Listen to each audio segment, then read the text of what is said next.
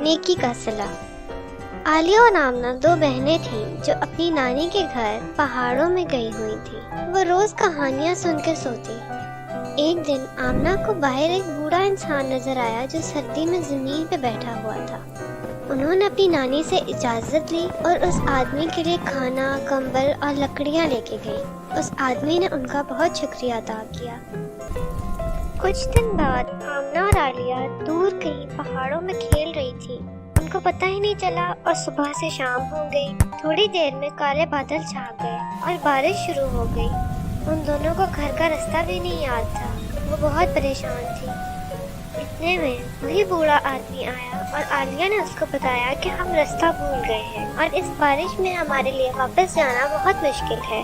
बूढ़े आदमी को रास्ता याद था। वो उनको उनके घर खैरियत से ले आया। आलिया और आमना बहुत खुश हुई और उस आदमी का बहुत शुक्रिया अदा किया। बारिश रुकने तक वो उनके घर पे ही रुका और फिर वो अपने रास्ते चला गया।